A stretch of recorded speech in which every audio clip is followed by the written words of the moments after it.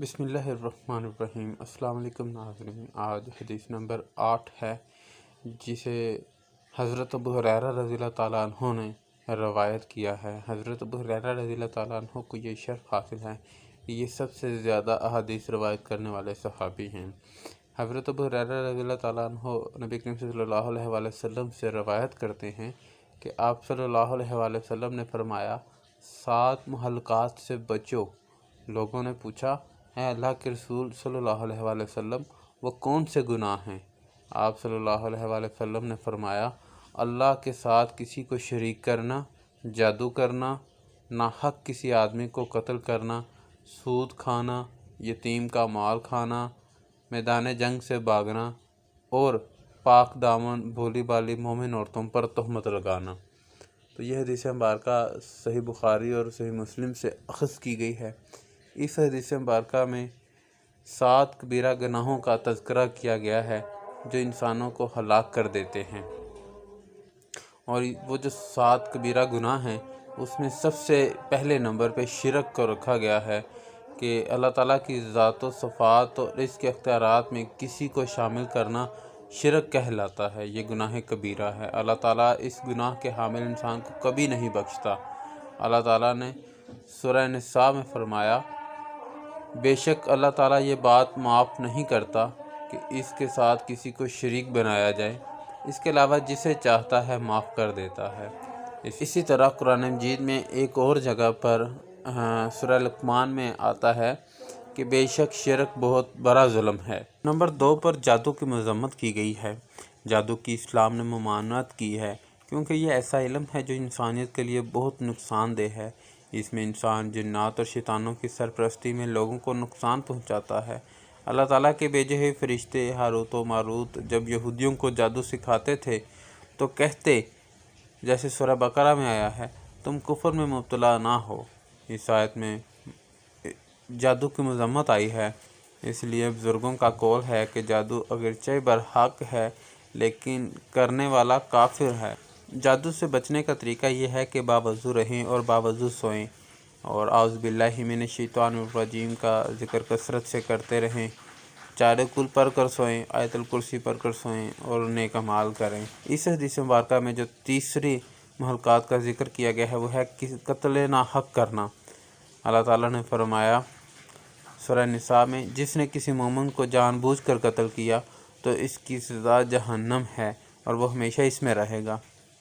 اس کے علاوہ ایک اور جگہ سورہ مائدہ میں آتا ہے، جس نے ایک انسان کو قتل کیا گویا اس نے پوری انسانیت کو قتل کیا، اور جس نے ایک کو زندگی بخشی اس نے گویا پوری انسانیت کو زندگی بخشی۔ اس لیے حدیث میں بھی قتل انسان کی سختی سے مذمت کی گئی ہے۔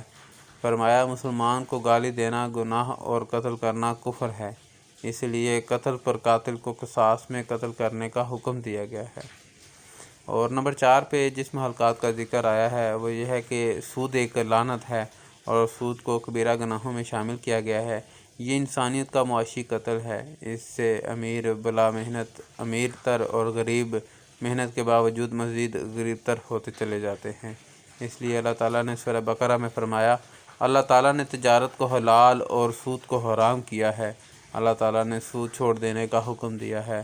اے ایمان والو، خدا سے ڈرو اور جو کچھ تمہارا سود لوگوں کی طرف باقی رہ گیا ہے اسے چھوڑ دو اگر تم مومن ہو۔ پس اگر ایسا نہیں کرتے تو اللہ اور اس کے رسول صلی اللہ علیہ وسلم کے ساتھ جنگ کے لیے تیار ہو جاؤ۔ اس کے علاوہ نبی کریم صلی اللہ علیہ وآلہ وسلم نے فرمایا، اللہ نے سود کھانے والے، کھلانے والے، گواہوں اور لکھنے والے پر لعنت کی ہے۔ اور نمبر 5 پر جو اس محلقات کا ذکر کیا گیا ہے وہ ہے کہ یتیم کا مال کھانا، اور اسی طرح نمبر 6 پر میدان جنگ سے فرار ہو جانا، اور نمبر 7 پہ پاک دامن عورتوں پر تہمت لگانا۔ معاشرے میں پاک دامن عورتیں اللہ تعالیٰ کی ایک بہت بڑی نعمت ہوتی ہیں۔ گھر کی پاکیزگی کا انحصار انہی پر ہوتا ہے، اس لیے اللہ تعالیٰ نے فرمایا، جو لوگ بولی بالی پاک دامن مومن عورتوں پر تہمت لگاتے ہیں اور پھر 4 گواہ نہیں لاتے تو ان کو 80 کوڑے مارو اور پھر ان کی گواہی کبھی قبول نہ کرو۔ یہ سورہ نور میں آتا ہے۔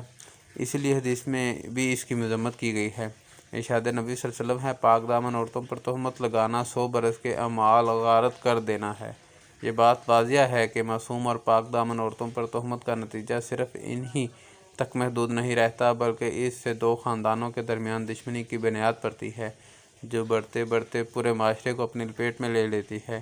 اس لیے اسلامی اخلاقیات میں اس بنیادی اکائی یعنی معصوم عورت کے تحفظ کا اہتمام کیا گیا ہے، جس پر گھر کی زندگی کے استحکام کا دار و مدار ہے۔